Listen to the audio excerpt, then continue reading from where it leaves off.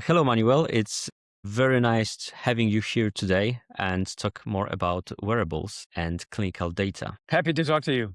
So, can you introduce yourself and tell us a little bit more about yourself and what you're doing and about this intersection between health tech and being a medical professional? Sure. So thanks for the invite. My name is Manuel Puntschuh. I'm a medical doctor by training. So I've been working as a general internal medicine specialist quite some time, but I decided over the course of years to really quit the traditional system because I felt something is wrong. It's not the complete picture we're doing.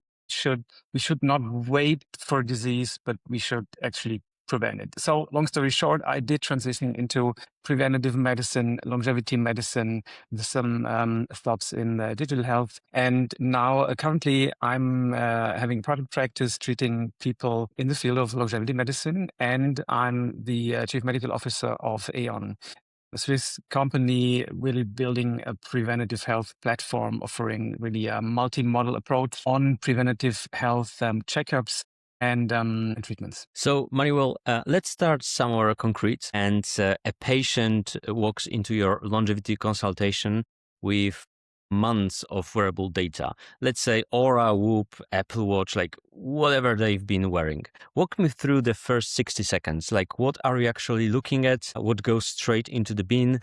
And what's the first question you ask your patient? So, well, I think the first question I do ask is, what are your goals? So what is the reason you are actually tracking? It's one thing to track things, but it's another topic if you really work on optimizing specific areas. So I do sleep tracking. I do track my, maybe HRVs, my stress, my blood pressure, and everything. But I'm not looking at every single measurement every single day. But if I do have a goal, I have quite a different perspective. So the first thing I want to know is there something that is really on your mind? Did you try to work on specific goals? Because that is changing the way how I look at it.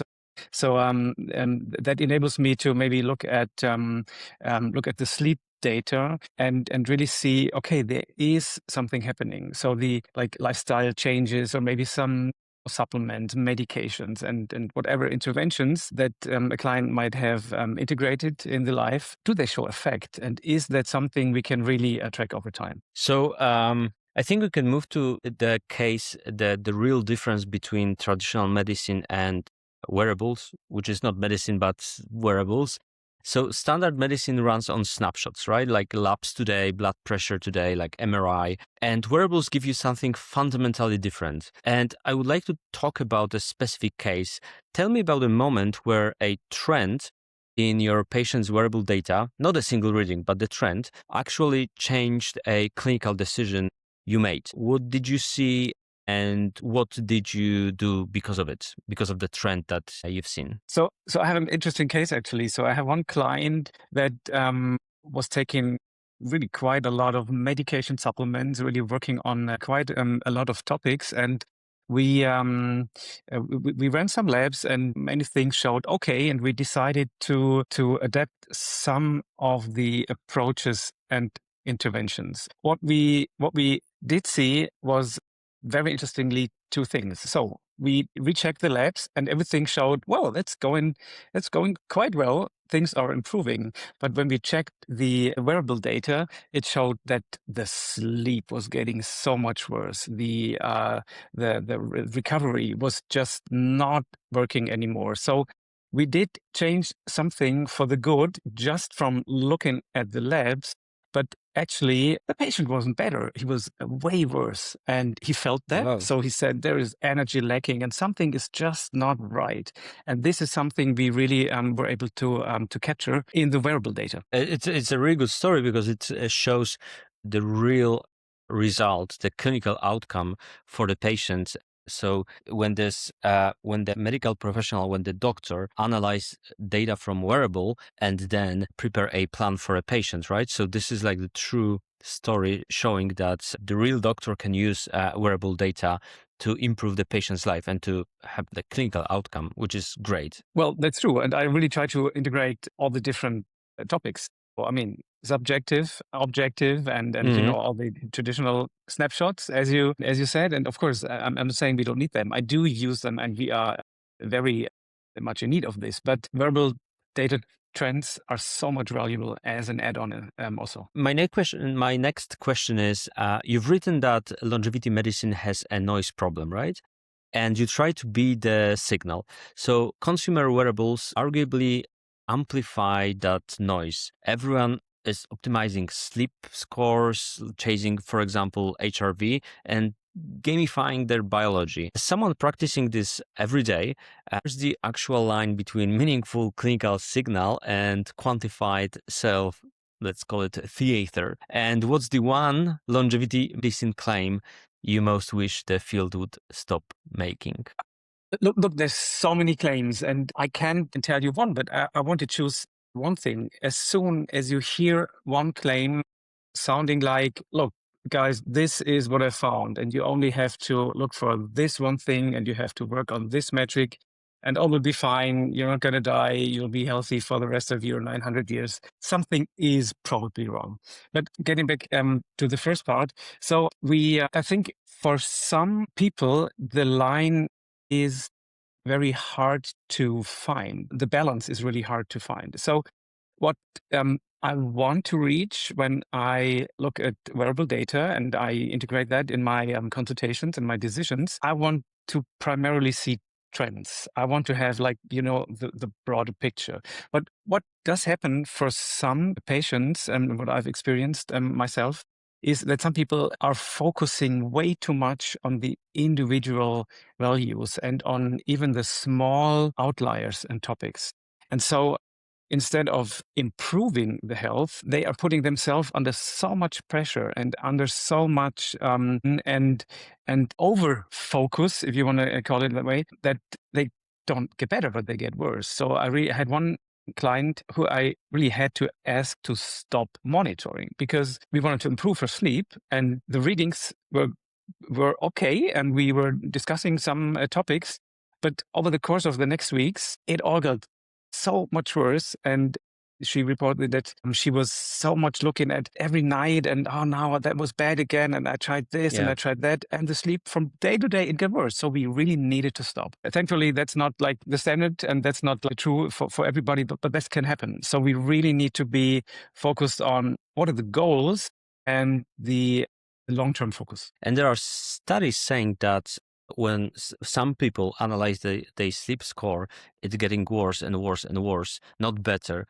And exactly as you said with your patient, with your client, because people are so stressed about the negative score or the bad score in the previous night that they're so stressed when they're going to sleep that they cannot sleep well. So it's like a paradox that we are monitoring the sleep score and we are not sleeping better. So my last question is, you're building Aeon as clinical infrastructure for proactive medicine, not just as a service for premium clients in Switzerland. So for wearable trend data to actually become a standard input in real medicine practice, not a boutique, not concierge, but standard care, what specifically has to change? Like, is it the data quality, the clinicians and how we train them, or the reimbursement model, and what do we reimburse in US or in Europe? Regulations, maybe something else. Where's the real blocker? Well, I do think in many cases, it's the sheer incapability to make use and make sense of all these loads of data. So if you collect data from one wearable, that's already quite a lot. But if you then have more and you do that over days, weeks, months, maybe years, you have so much amount of data. So a standard medical doctor, a family doctor, just doesn't have the time and the capability to look at all these data points. So what is really needed is the ability to make sense of the data in AI supported. We can't go without it. So really looking at, of course, all the data, but really putting it down to what is the most important trends and takeaways and things that are showing up. This is a very important topic, and I think it's for long philosophical discussion. What is terrifying me personally, or maybe scares me, that doctors, they have like huge responsibility for their patients, right? They make decisions that can save or life or shorten the life or extend the life based on the diagnosis and data. And the problem that we are facing right now with the industry is that we are overwhelming medical professionals, right? We are overwhelming them with data, and they already have so much to follow, like the newest clinical trials, newest methods, and the patients and the patient history and the family history, and to remind themselves that this patient who is coming now to the office was here 1 month ago, and I need to scan the record and then think about the diagnosis and make notes on the card.